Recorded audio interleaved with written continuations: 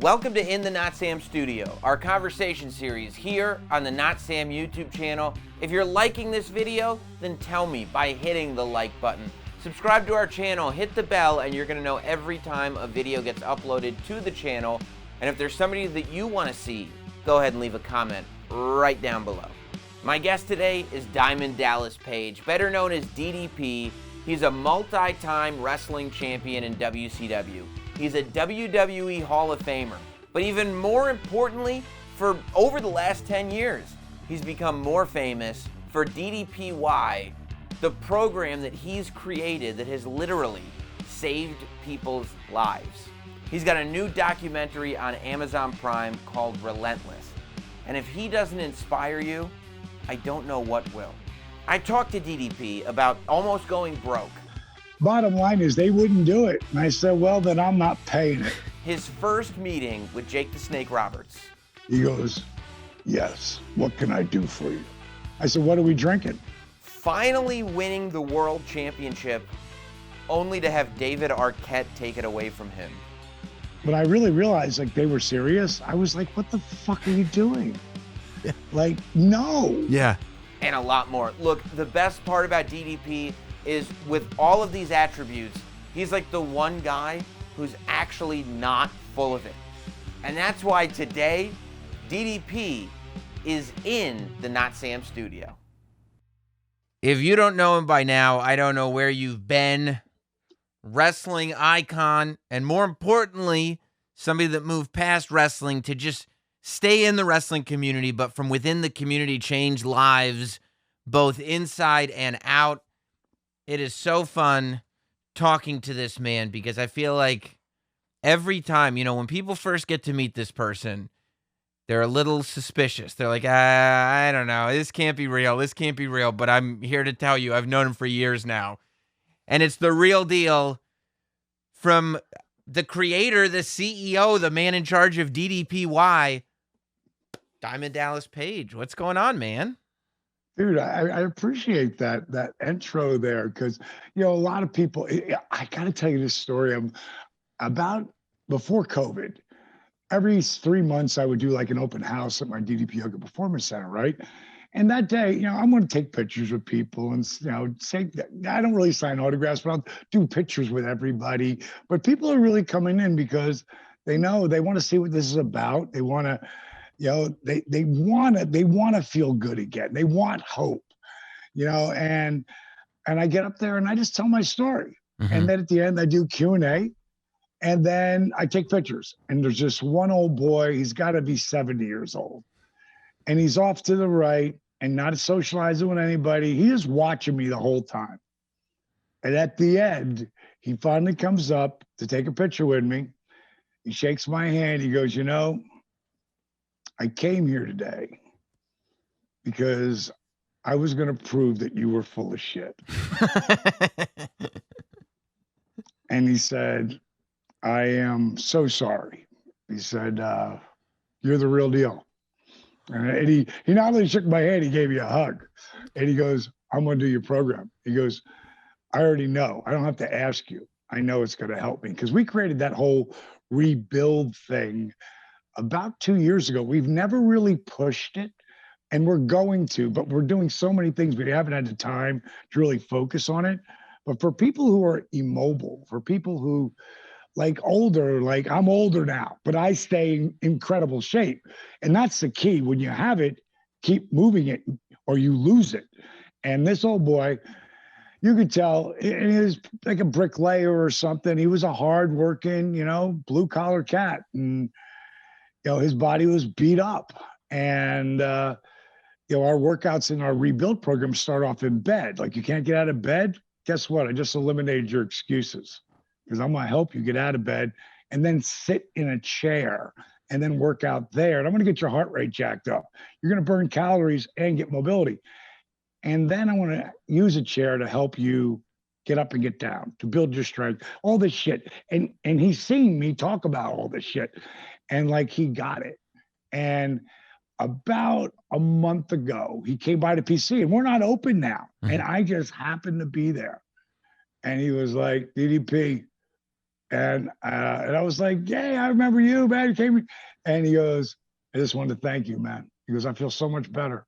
And the odds of me being there today are like 1 in a million.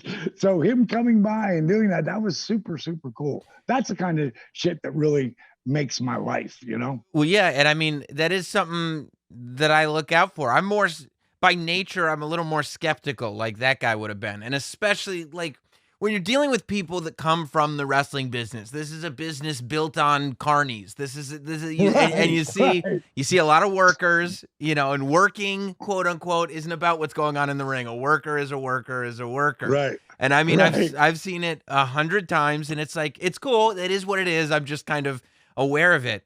And it's almost like when you meet somebody that says they were abducted by aliens and you go, okay, and they stick right, they stick to their story, right? They stick to Right, it, and you're like, right. I'm like, okay, this guy seems to believe it. He says it's true, okay. And then you check in with him in 5 years, and you're like, the story's still the same. And you check in with him in 20 years, and the story is still the same, every detail. And you're like, maybe this guy really got abducted by aliens. And Right. that's the thing Right, with you, right. man. I don't remember. I mean, I know when I became aware of you. I don't exactly remember when we first met, but I do know that it was that first conversation where I was like, you know, I mean, he seems like the real deal. Let's see. And here we are, like years and years and years later. Over a decade, bro. Yeah. Over a decade. Yeah. Like, I think it's more towards, I want to say, I was up there. Weren't you? You started with Opie, right? Yep. Yep. Yeah. And I want to say I was up there even before that. So it's probably about 10 years ago. Yeah. And then I came back again for Resurrection and Jake the Snake. Yep. And that's where Opie was like, okay. When he watched Resurrection, which is, you know, also on Amazon Prime, which I love, because it promotes both of our movies that we have. But the resurrection of Jake the Snake has changed.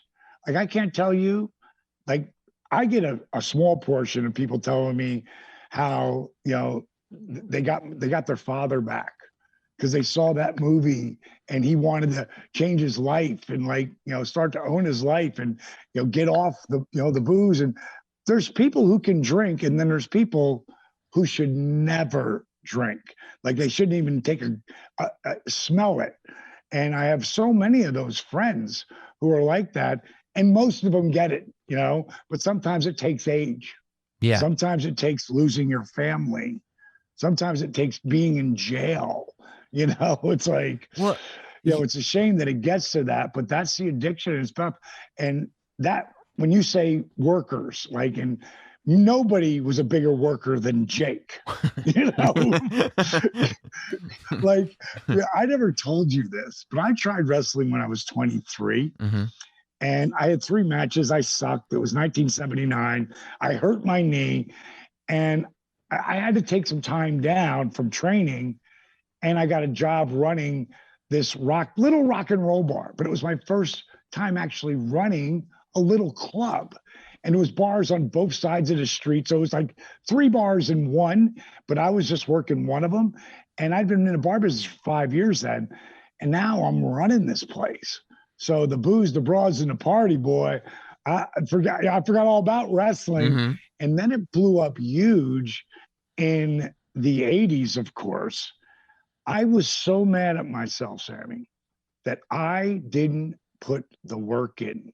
I was so mad at myself that I didn't focus on the dream, and I let it slip away, that I stopped watching completely. And then one day, I just, you know, flicking the channels like you used to flick the channels, and I came across the show, WWE, WWF then, and Gorilla. That's who caught my attention first, because Gorilla Monsoon, we were in Asbury Park Convention Center, me and John Shipley. Like, we went out and around the bend, asked Hammer, he's sitting on the balcony out at Convention Center, how you getting to wrestling? Fuck off. You know, you walk back in. Gorilla was the main event in Asbury Park Convention Center. You know, it's probably 3/4 full. After the match, he comes out of the ring. He grabs his bag and he leaves with the people. And so now we can get next to Gorilla.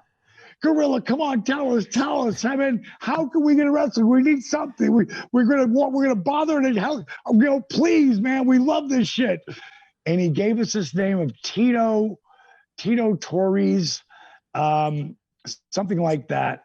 And that's how I started training. So now I'm flicking the channels, right? And there's Gorilla, but there's this dude next to him that just reeks cool. He's got the leather jacket on, the crazy sunglasses, the do-rag, the boa. It's Jesse Ventura. Yeah. And that voice. I'm like, who the fuck is this guy? Mm-hmm. And the first guy to come to the ring looks as bad as fucking he can be. He's got a bag over his shoulder. And I watched Jake the Snake Roberts perform for the first time ever, probably 86. And I'm sucked right back in as a fan because that son of a bitch mesmerized me. Wow. And I mean, it mesmerized you to the point that you had to get over your own stuff. Like you had to get over beating yourself up and just be like, you know what? Right. I need to allow myself to be a fan of this again. And then to go all the way, and start it's, but your story, it motivates a lot of people, but I'm sure you encounter it, right? Like there are some people that it's like, it really, really helps. And then there are other people, and I'll bet you know it real quick when it's really helping somebody or when somebody's kidding themselves. Because I feel like in comedy, there's Rodney Dangerfield. You always see the old guy doing comedy that goes like, well, Rodney didn't hit until he was 40 years old or something like that. I could still do it. And they go with you. They go, well, DDP didn't even start wrestling until he was 35.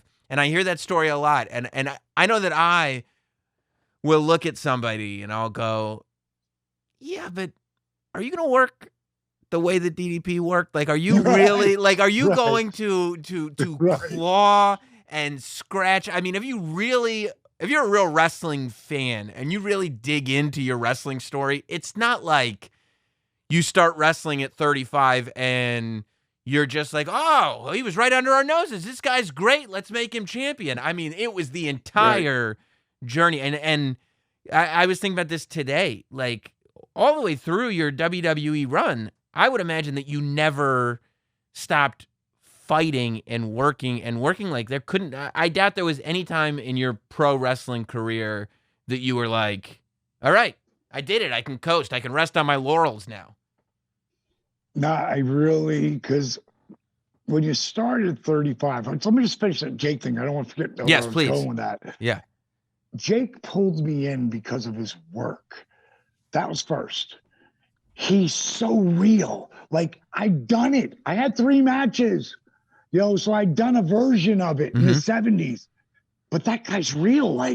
Fuck is his matches real? That's how good he was. So sucked in. I'm in a nightclub. I run a nightclub. That was I was 23, 20, but then I was about 20, 96, 86. I had just turned, I guess it was, I think it was, I can't remember, 86 or whatever, about 30. And now I'm sucked in and I am a huge fan. 87, our club, this big club I'm running now, is packed. I'm talking about 1,200 people. And in the door, because I'm sitting in my office, there's a camera on the front door. And I see a guy walk in. It looks like Jake the Snake Roberts. I'm like, I got to be seeing shit. I run around the outside of the building. I go to my girl, Judy, who's working the front door. Did a guy just walk in here look like Jake the Snake? She goes, I'll tell you, everybody thinks it's him. I ran in there like the fanboy, because I'm a fucking fan, but I love this guy. Yeah. I just think he's the shit. And when I get to him, I slow down.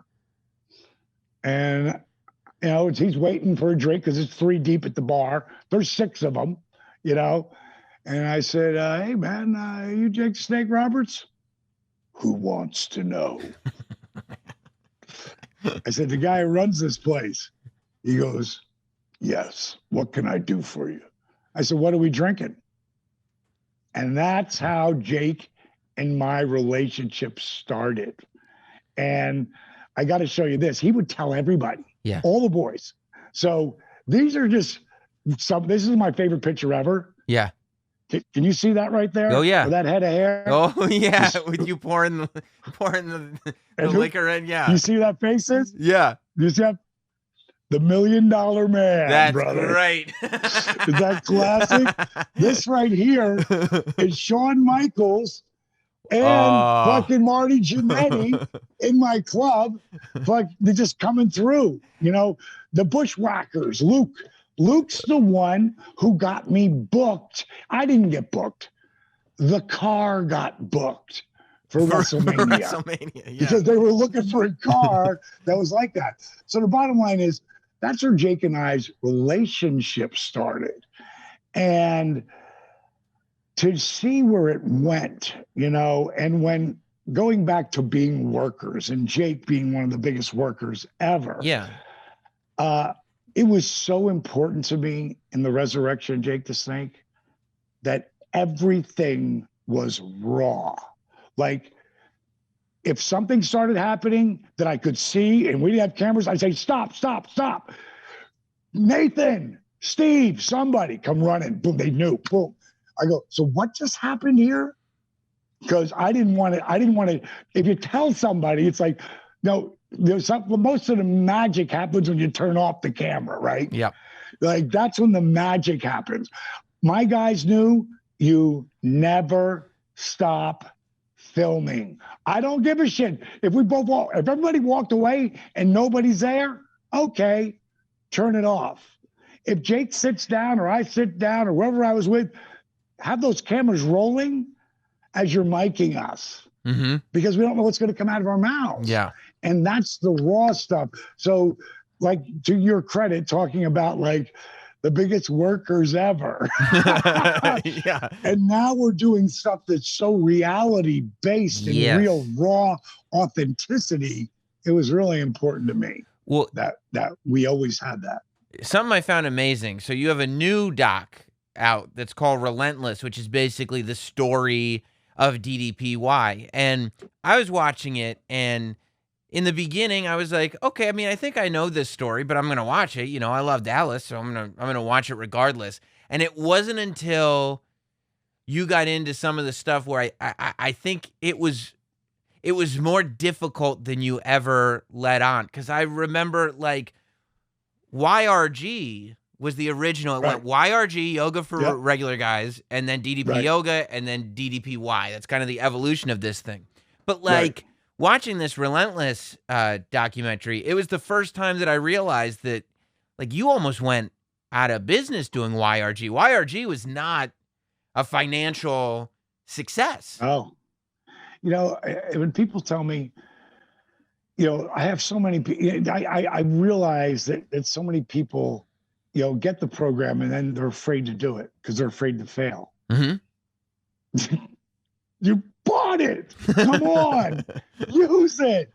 You know, you only fail when you never go back. If you start and you fall off, just get back up. Yeah. That's all. And that's the biggest thing. When I wrote that book, Positively Unstoppable, The Art of Owning It, I really wanted people just to understand you can reprogram your brain.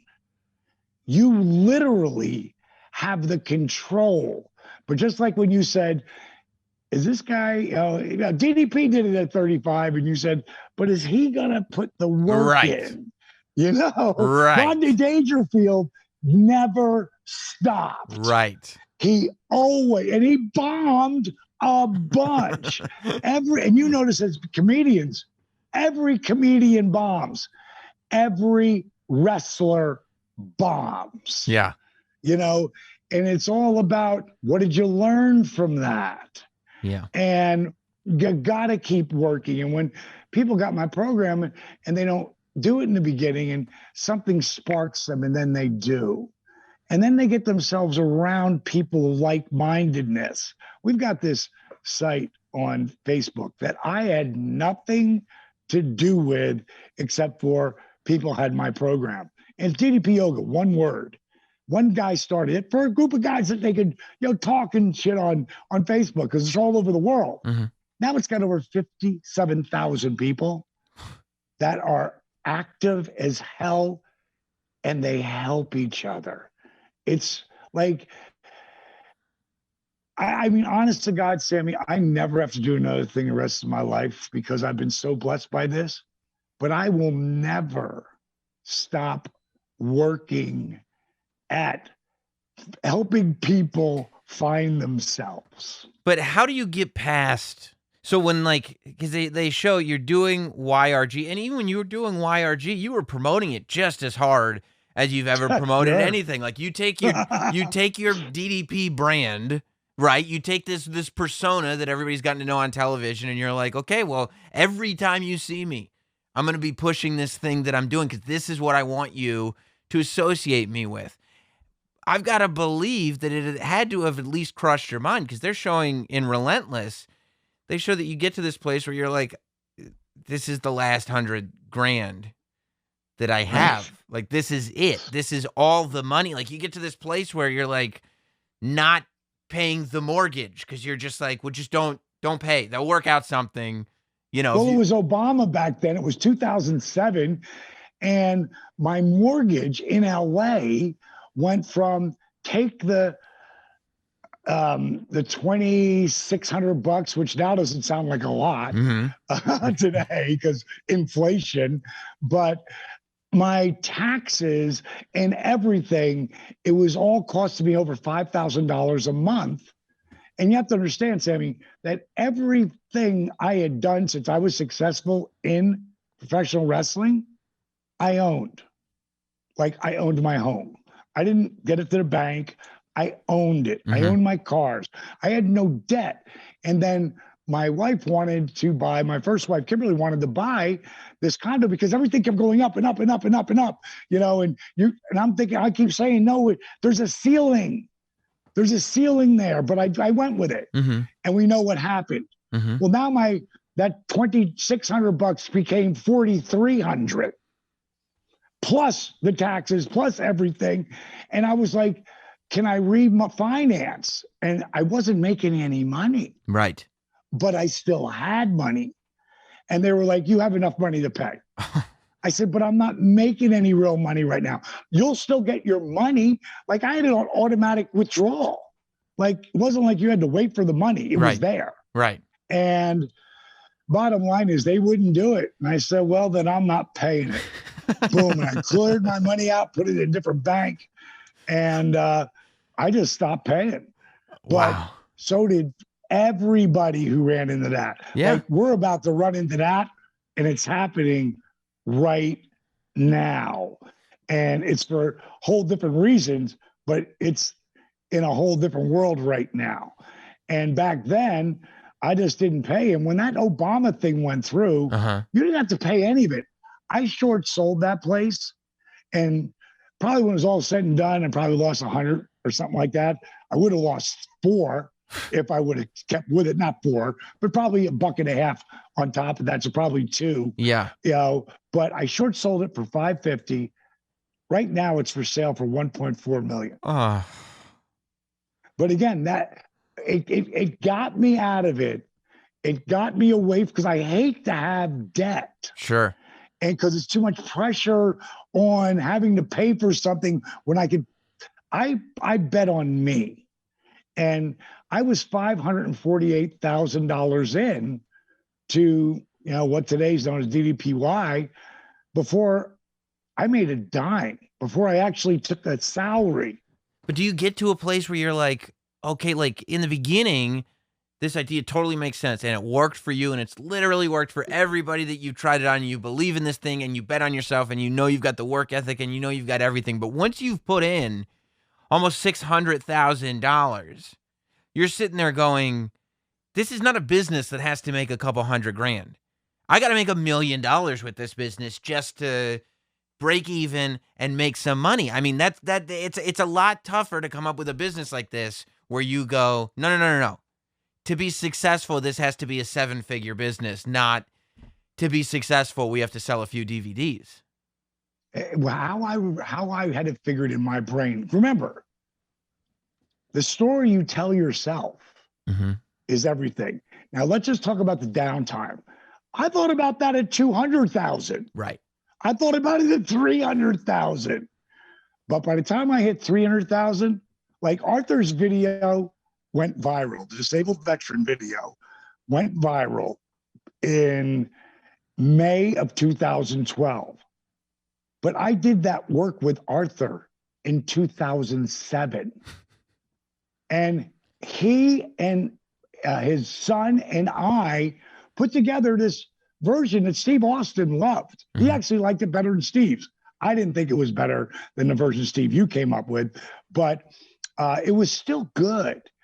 But the one thing that I knew is I helped, and for people who don't know and are watching, this guy right here, this cat, Arthur Borman, go from 5'6", 297, walking on knee braces, back braces, and canes in 1 year, well, in 10 months, become that guy.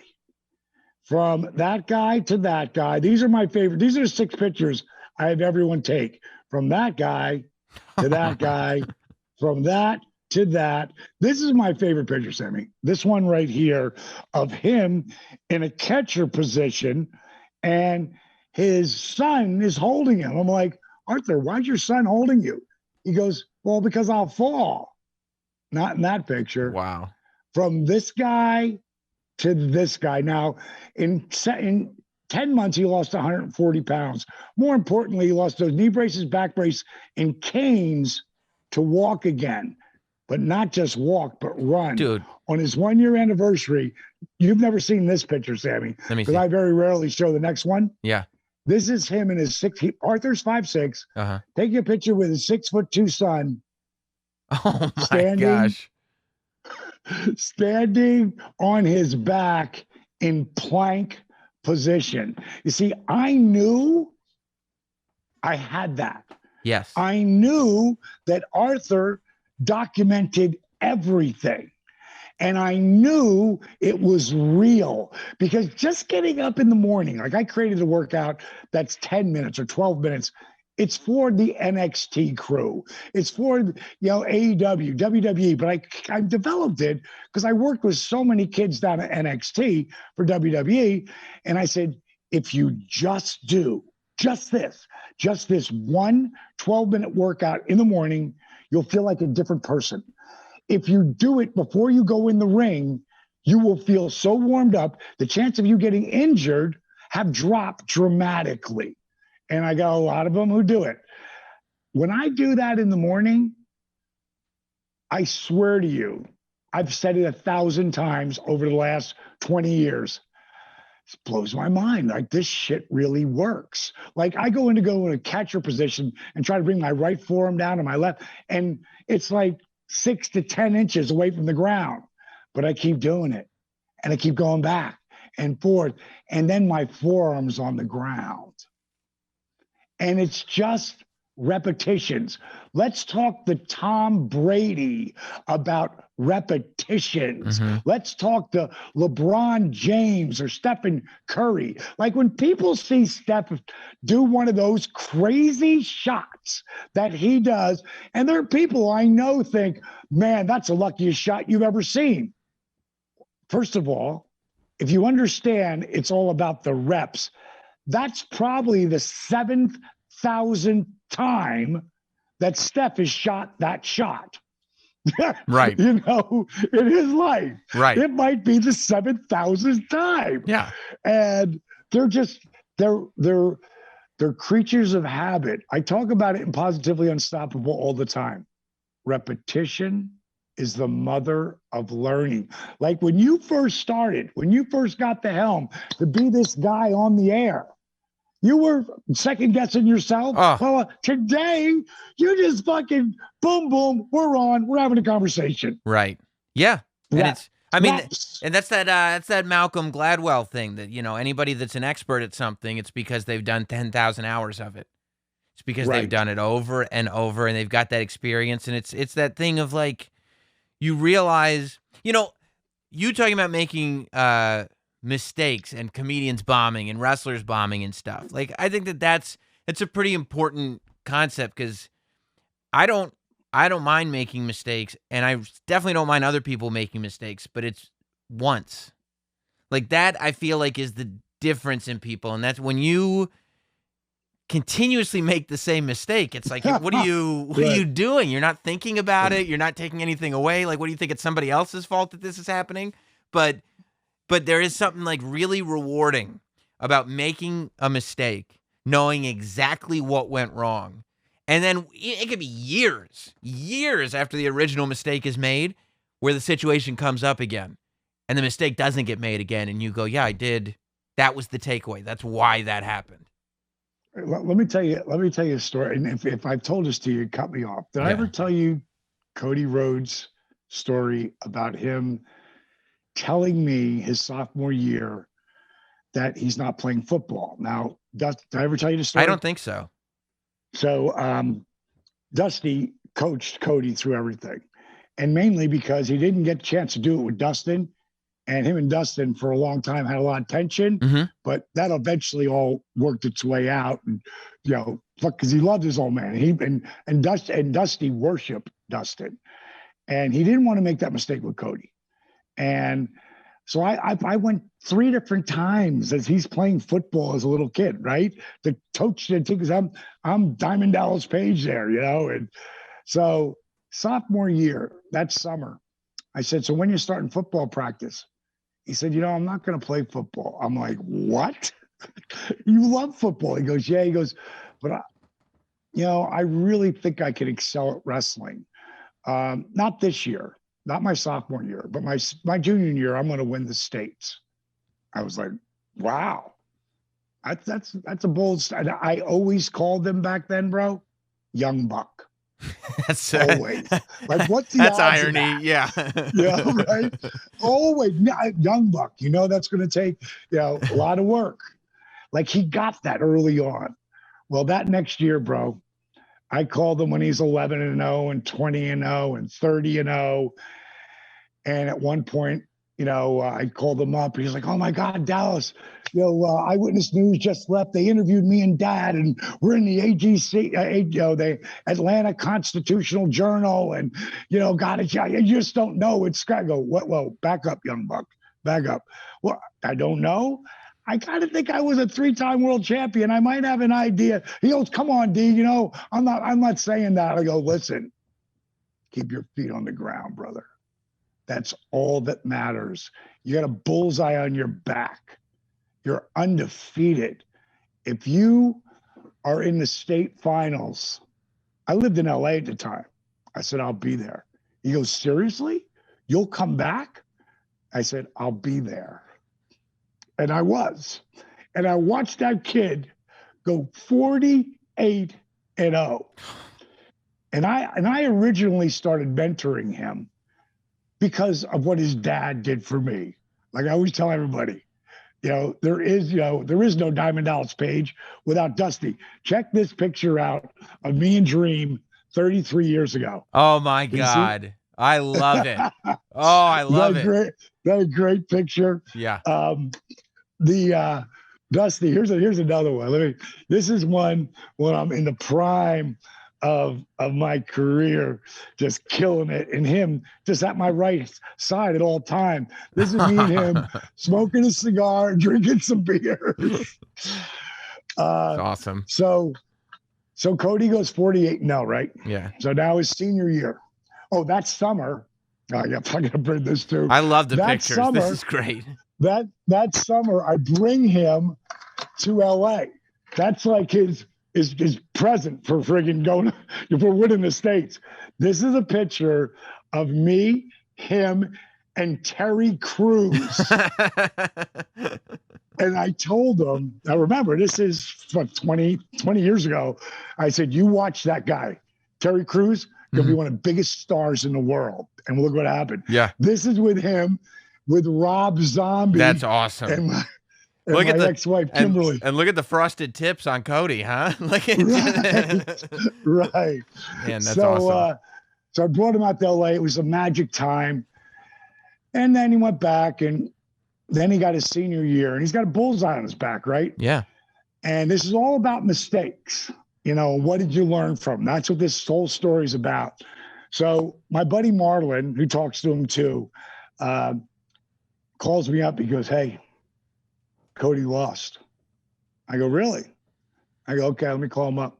I'm like, "Hey, young buck, what's up, bro?" "Dallas, I lost. I fucking lost."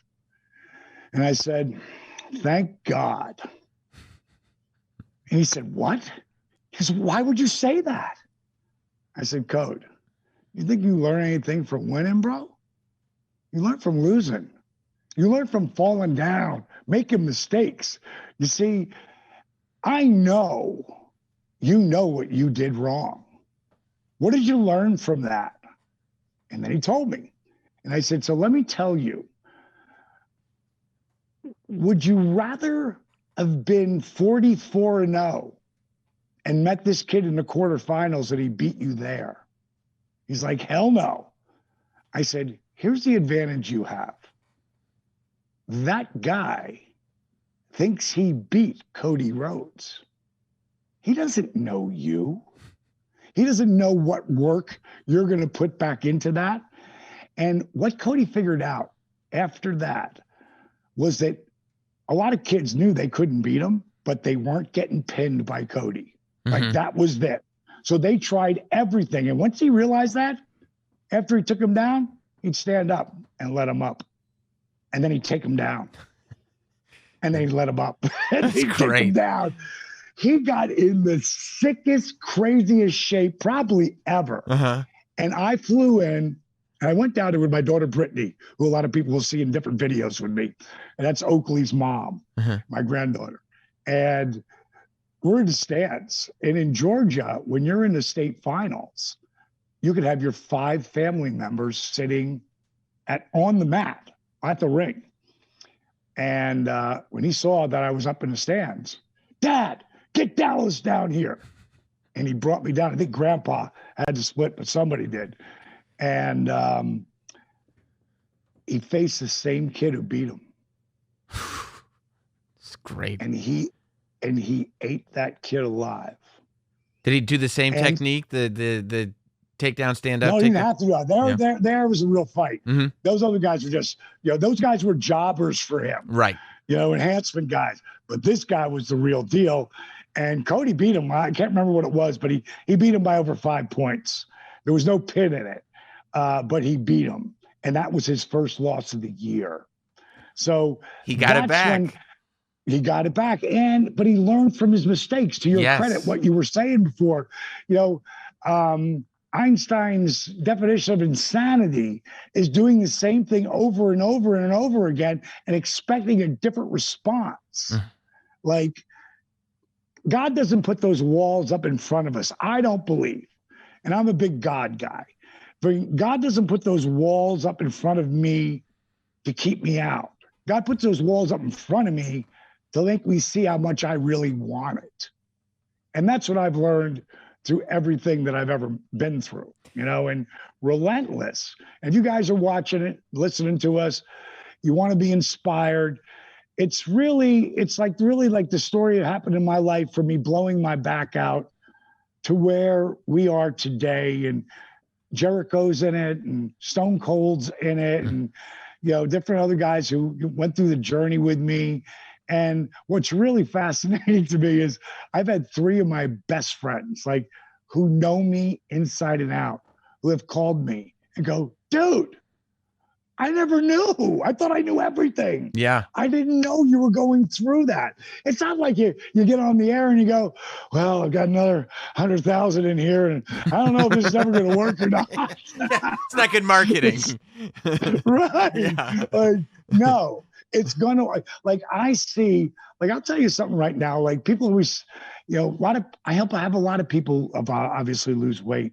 And sometimes when people lose 100 pounds, they're so excited about it, but they haven't really set that next goal. and then they flounder, and then they stumble. And then if they don't kick out, they're going to gain it all back and 20 to 30%. And their self-esteem will drop to a whole new level. And so for me, everything that I do, I'm building a 4-story home on the beach in Panama City. And it's going to be where my retreats are starting in 2022. I love it. And I'm going to rent out the bottom 3 floors, probably about, half the year, because I'm going to live there more than half the year. But no one will ever get to the penthouse because that's where my whole place will be, but it'll be the whole house. And we will bring people in to do retreats. So that's one of the things. The main thing I'm focused on right now, that's new, and it's never stopped. Like, to give an example of wrestling, I started back when I was 31 and a half in 1988. My career took off in 1996 at the end. It was an 8-year overnight success. Yeah. DDPY, starting as DDP Yoga, when we rebranded, hey, baby. By the way, come here a second. I want you to meet my buddy, Sammy. This is Sam. This is my girlfriend, Paige. Hi. Hey. Her first name is Paige. What's your last name, honey? McMahon. Of course it is. Nice to meet you, Paige McMahon. No relation. But when Jericho heard that, when I wrestled last year, he burst out laughing. Yeah, you're dating like, you're dating a McMahon. I mean, technically, yes. Yeah. Oh fuck! I forgot where I was. After that. You were talking about your retreat, and this is what I was thinking about when you were talking about it. This is why I love it, because I hear stuff like that from people, right? And I go, it's nice that you think that. Like, I don't know. Maybe I'm too cynical, but there are times when people are like, this is what my plan is, and I go, yeah, okay, we'll see. It's not gonna happen, but I know for a fact that in 2022, I'm going to see this retreat, because every time that you have come to me and you've been like, here is what we're working on next, and I go, okay, it comes up. I remember when you said, I'm going to take the Shark Tank money. We just got this big property in Atlanta, and I'm going to build out a whole studio, and I'm going to put a kitchen in it. It's going to be state of the art. And I was like, really? All right, we'll see. And there it is. And you have your own performance center, and you did it. And every single time that you've got on the air and been like, here's the plan, this is what I'm going to do, you actually do it. And I got to tell you just a quick story about her. We dated like 9 years ago. Mm-hmm. And I was playing that, I was playing the field and just having fun. And she's like much older than me, like 18 years younger. I should say much younger than me, 18 years younger.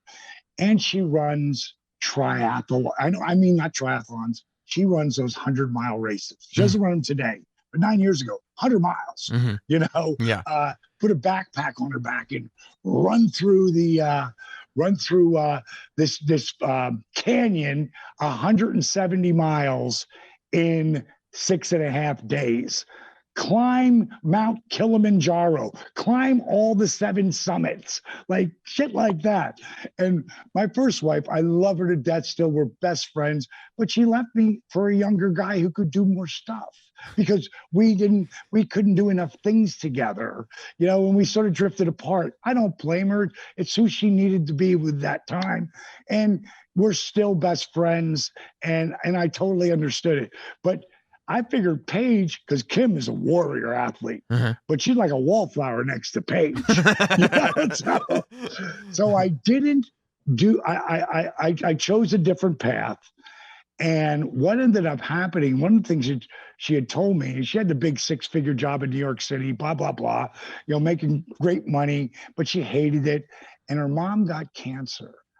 And she went to quit her job to go take care of her mom. And they were like, no. you just work a week and go take care of your mom, and back and forth. And long story short, 9 months later, her mom doesn't get better. She passes. And then she went back to work, and slowly she'd come back and try to put her mom's state in order because didn't want her stepdad to go through it, who actually raised her too. And somewhere she finds in one of her secret drawers her bucket list to see the 7 wonders of the world, to climb Mount Kilimanjaro, Mount Fiji, all these things, right? So I knew she was doing that when I met her 9 years ago, right? Mm-hmm. And then when Brent and I had finally split up and she moved out, and I'm single again, and I'm on my Facebook feed, and up comes a video, and it's Paige. And she's like, "Hey guys, I'm here today. It's a really happy day for me, but it's really sad because this is the last of my mom's bucket list. I've got her ashes here, and I'm going to spread them on the Great Wall of China." Okay. So talk about a person who just goes and does it. Like you were just saying, if I Yeah. say I'm going to do something, I'm going to do it. That's who she is. And I have, for the last year and a half, not quite, maybe a year and 4 months, I've never been happier, not just with a partner or having that person, but just my whole life, because there's no stress. God has blessed me on so many different levels. And that's why I'm, constantly thinking, okay, what else can we do? Oh, wait a minute. I put this together with my guy who works for me, Larry Washington, who's really amazing. He's our marketing director. And I hired this kid named Roman Rosel, who's trying to be a wrestler at 35. Mm-hmm. Mm-hmm. This kid's going to make it, though, Mm-hmm. because he's got crazy work ethic, and he's a Green Beret. That helps. So was in the Marine. Randy Couture was the oldest walk-on to a D1 school at 31 until Roman did it at 33. Wow. Yes. And so Roman got his college education. He's working for me. He heads up our Warriors Purpose program. And the Warriors Purpose program is about helping vets. Right now, we are doing a pilot program. And so we're bringing guys who want to come in. Like we have one guy who flew in from Arizona, and his name is Lucky. And Lucky has had so many positive things happen to him since he started, and we're tracking it.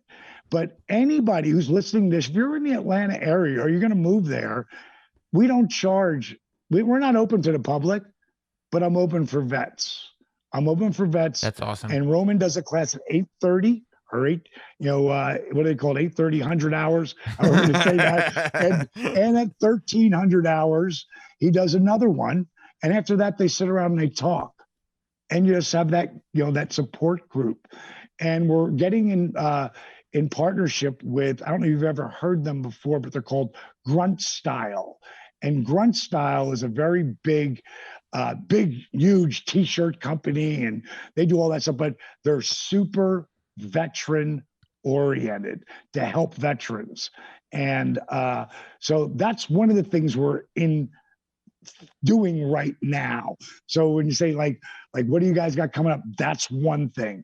We eventually will work on our rebuild program. I don't have the energy right now because we got to focus on the Warrior Purpose. Right now, we're doing a contest with the company. This is my 3rd year, and it's called the Positively Unstoppable $1 Million Challenge. Now, this goes from January 1st to October 31st. That's 8 months. But you take your best 6 months, and it's your physical change, it's your mental change, and then it's how do you document it? Like when I explain like documenting, the reason why Arthur Borman's video is so powerful is because he documented the good, the bad, the ugly, and the really ugly, So that last year, here's how it goes. 3rd place gets $5,000. 2nd place gets $10,000. 1st place, there's of these books, Positively Unstoppable, all like this and numbered.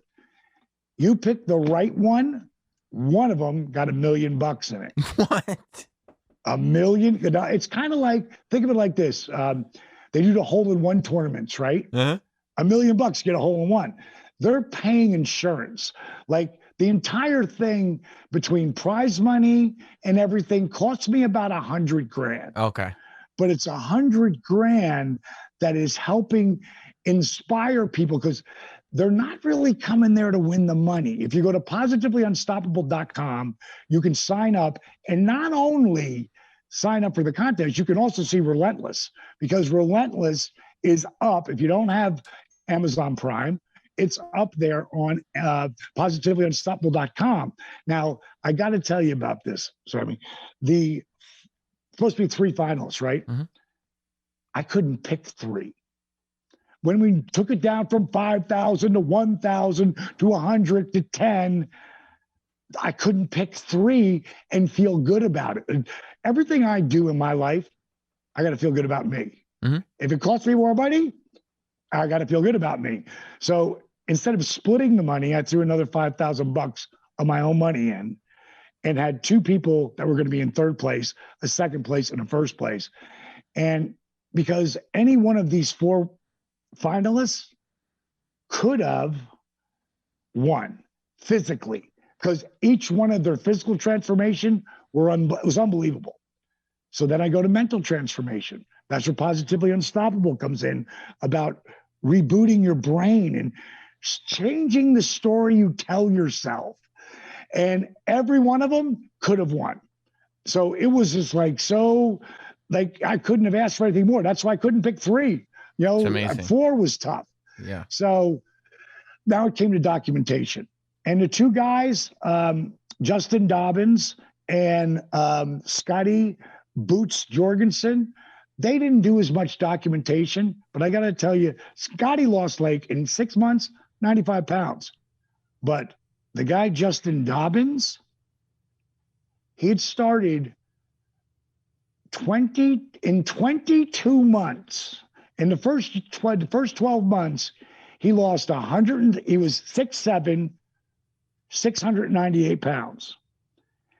22 months earlier, he had lost 174 pounds.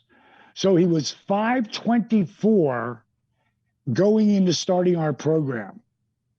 Now, remember, we only take 6 months of that.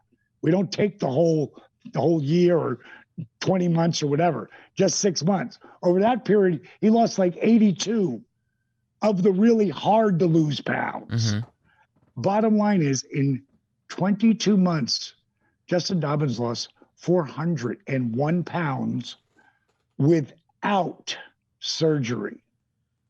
Without surgery. Wow. No lap band, nothing. But again, I watched him. There's that site I was telling you about, that DDP Yoga site on Facebook. Yeah. I go on there all the time, and I'm always, hey, great job, keep up the great work, liking pages, whatever, because I'm blown away by it. I've been so blown away by that site that, like, on our app, every Monday we've got Motivational Monday. Every Tuesday is a new workout. Every Wednesday is a new cooking show. Every Thursday is a new tip of the week. Every Friday now is Fabulous Facebook Friday. All I do is read stories from there that people wrote. That's how powerful it was. And I saw Justin come on the site, and then I saw him come on the Positively Unstoppable site as well, which there you have to be in the contest. And he said, I want everyone to know I'm not here for the money. I am here to stay accountable and to help others who are like me. And this guy got, like, they all do, but he's something that's really, like, when you can lose 401 pounds in 22 months, you're doing something really special. And the reason why he started our program at 524 pounds was because his body was so hurt he couldn't walk anymore.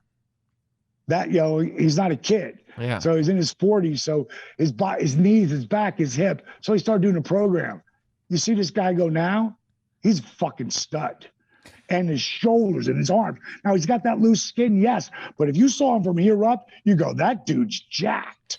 Do you ever think about like some of the people, like wrestling legends, that if only you had been around, if only you had known? Like the name that comes to mind, man, like I watched the documentary that they just put out about Yokozuna, and Yoko is like one of my favorites of all time. You look at that guy in 93 and in 94, and there's just nobody that's ever existed on the planet like that guy. And I mean, it's just tragic. If he could have had, he didn't even need to get skinny, but if he could have just had his weight under control and something like this that would have allowed him to maintain his mobility and flexibility into his older age, he would have been unstoppable for years. I watched him. I knew Rodney from the AWA. Uh-huh. Didn't know him well, but I knew him. And the first time I remember watching him when he was 400 pounds, he moved like Bam Bam Bigelow did back in the early days. Yes. They move like cats, like they're $1.90. Yeah. You know, but for him to have moved the way he did, and I was a huge fan of Yokes, you know, and I mean, the Samoan cats are like the greatest athletes in the world. Unbelievable. You know, and I can tell you, I can't be any prouder that the biggest star in the world is one of us, you know, The Rock. Mm-hmm. But he's pulled up Cena. He's helped pull up Cena. Yep. Now, Cena did a lot of that on his own, working his ass off. And Cena's phenomenal. And Batista's killing it. He's just killing it. I mean, did you see in the Super Bowl? You look at the Super Bowl, 2 different commercials. Cena, unbelievable. Batista in 2 different commercials, not wrestling commercials. It's a Mountain Dew commercial over here, Batista's commercial over there. It was like, this is what this can be. It's so cool to see. It's so amazing. I mean, I can't tell you. I mean, I loved the WWE, what they're doing with, just watch Edge's 24. Mm-hmm. That was unbelievable. Like, I love it. Me and him have a really special relationship. And I love how you could really see Beth get involved and the kids and what a super dad. They're just, you know, they're the Hall of Fame couple. Yeah. You know? Yeah, they really the only are. ones who are going to be able to say that are Hunter and Stephanie. Yeah. You know, they're the only ones else going to be able to say that. But pretty amazing. But they're good. The work is amazing. Did I think about that the entire documentary? Absolutely. Yeah. You know, I'd love, but Rikishi, you know, he does got people. I just sent it to Samu. You know, you know, that, again, I would love to have helped him. I mean, I didn't really get to know him, but I sure felt like I knew him after that, and knowing the boys that he was super, super tight with, and just what an agile, when you really think about flying through the air on that leg drop, and the cat's like 600 pounds. Oh, yeah, and the way he would get air on it, and he'd pick that arm up and just slide right into it. It's really great. I mean, it was really amazing. Let's finish the last 2. I want to also congratulate Caitlin Kay, who came in second, and the girl who won was a girl who Caitlin Kay was in second, and the girl who won was Candy McCarthy Herndon. And you got to see her video, dude. I'm just going to send it to you. Please do. The mental transformation, where she was in her life, and the darkness, and where she is today. I mean, unbelievable. And she documented the ugly stuff. Like, and that's what I always tell people, you want to know what makes a really amazing after picture, a really shitty before. You know, it's like, and when you're filming it, there's no, you know, what do they call it? When they fix the photos, Photoshop. Right. There's no Photoshop. It's like you get it raw. And Joe, I'll send it to you, man. It's pretty damn amazing. And so that's what, and people can, you know, positively unstoppable.com. They can sign up for the contest, and they can also watch Relentless. But none of those people, not one of them, came to that program, to that challenge, to that contest for the money. they came because they were looking for hope or to continue what they had already started. Yeah. So super special. Is that a ring used title behind you? I've seen you show me all the photos. Oh, yeah. Is that your? Yep, that's mine. Oh, that one's mine. That's wow. super sweet. That's amazing. I'll show you something in here too. This is super cool too. I didn't know they did this, but they give you the friggin' Hall of Fame specialty in where they put the DDP in the hands. Yep. And the class. And the gold slash under the WWE logo. That's usually red. That's a Hall of Fame special. Right. That's awesome. I didn't know they gave those out either. That's great. Imagine what that's worth. Yeah. Oh, wait a minute. Let me show you. Talk about stuff that's really unique. Yeah. Like, look at this here. This is a scratch off for a foreign country. Is that pretty crazy? And then over here, this is one of the WCW things they put out right towards the end. And it's all the champions. And right down here, this right here is if they're making the cards, like the playing cards. Oh, yeah. And that's a sheet. That's like a sheet. I love that you save everything. Like, I love that you're still that fan and you appreciate it on this level. And you're like, this is all amazing. Cause it's easy to start taking stuff for granted, man. But it really is incredible. I love that this guy did this. Wow. Like, everybody who is anybody is in there. And then you got this ridiculous mess of figures, and I got other shit up there. But this is the one other thing I want to show you. In some country, we were actually stamps. That's crazy. That's awesome. David Arquette sent me a velvet picture of myself. Dude, I know who painted it. I love that he grabbed that because I have that artist. He did a series of them. Right over there, I have The Rock and The Undertaker. Oh, that's tremendous. I love that. Arquette sent that to me. He goes, if Elvis is in velvet, you need to be too. Oh, I love it.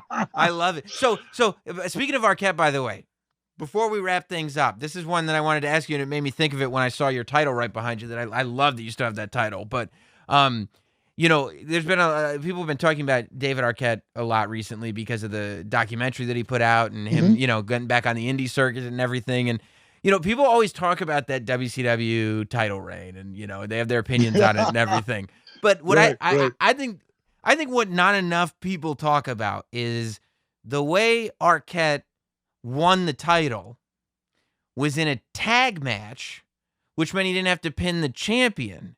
The champion at the time was you. You had worked your balls off like insane to actually to get to that level, to get to the top of the mountain. You are the WCW champion, and you get to work, and you find out that, like, good for you. You made it to the top. You got it. But tonight, Arquette's going to pin Bischoff, and then you got to give your title over to him. So when I hear that, Bischoff has just come back. It's him and Vince. Right? Russo. Yeah.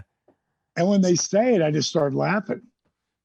I go, okay, so what are we doing? Like, no, that's what you're doing. I'm like, stop fucking with me. Come on. And when I really realized like they were serious, I was like, what the fuck are you doing?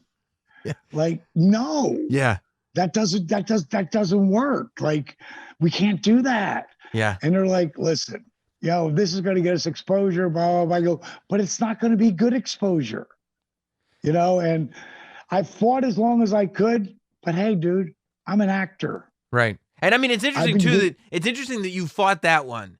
Because you were the celebrity match guy. You were in the Jay Leno match. You were in the Malone match. You were with Rodman. But nobody was fucking walking out of there with a world title. That's the difference. That's the difference. You know what I mean? Yeah. You know what I mean? Now, the really interesting part of that is that when I went, now I have to concede. It's, what am I going to do? Go, fuck you. I'm not doing it. Now, 20 years ago, I would have got away with doing that, but not then, And bottom line is I go and I tell David, And he started laughing like, yeah, right. Like that nervous laughter that he has. Mhm. And I go, no, bro, I'm serious. He goes, fuck you. No, you're not. I go, yes, I am. And I stop walking. I turn, I look at him. I go, they're putting it on you tonight. And I swear to God, he goes, no, no, no, they can't do that. I go, I know, but they're doing it. And he goes, that's not right though. And I was like, oh, here's your choices. You don't do it. And there's another idea and you're not involved in shit. Or you do it. Yeah. And you become the world champion. He went, fuck it. I'm going to do it. You know, and I knew there was going to be backlash because I knew how I felt about it. But I never dreamed it was going to be the backlash that happened. Mm-hmm. Now, David comes to me. He calls me up and he says, I'm coming to your retreat in Mexico. I said, really? He said, yeah, I really would love, I'm doing a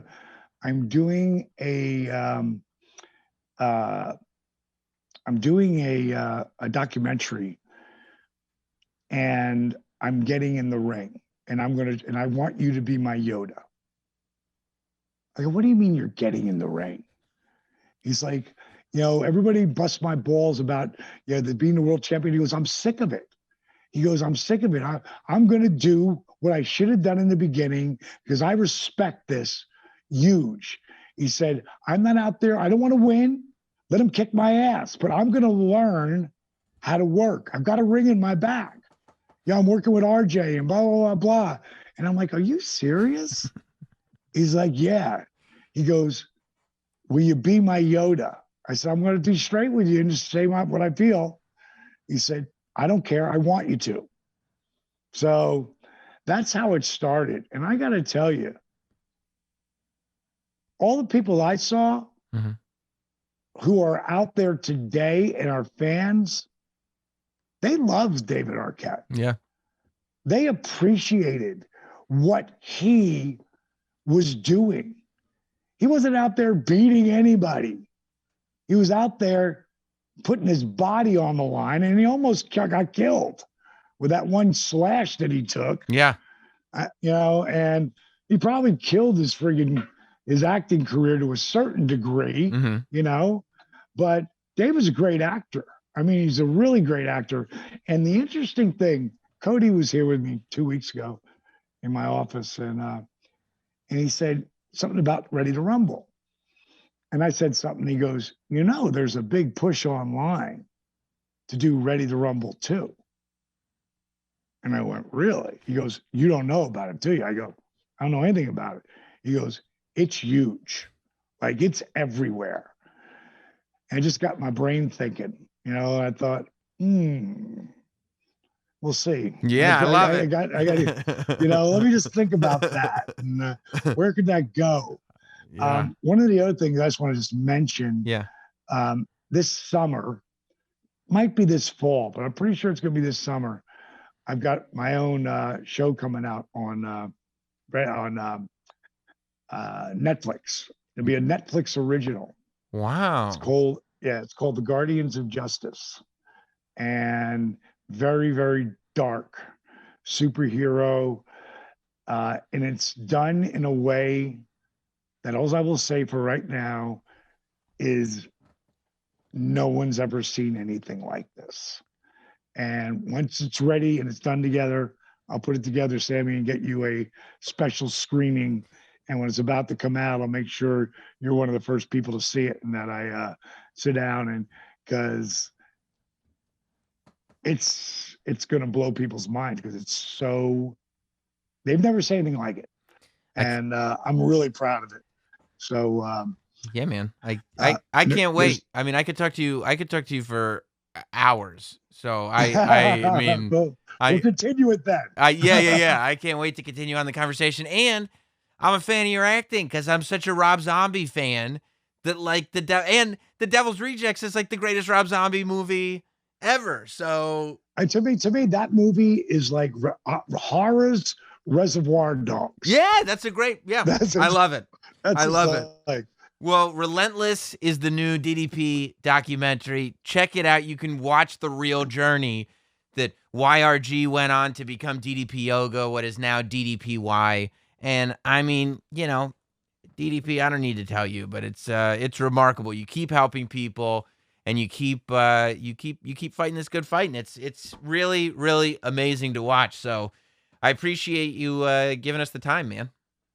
No, but I appreciate you getting the word out. And remember, if you want to join the contest or watch Relentless, you can also go to positivelyunstoppable.com. And again, Sammy, always a pleasure, brother. I will keep you posted on Guardians of Justice, bro. Can't wait. Thanks, man.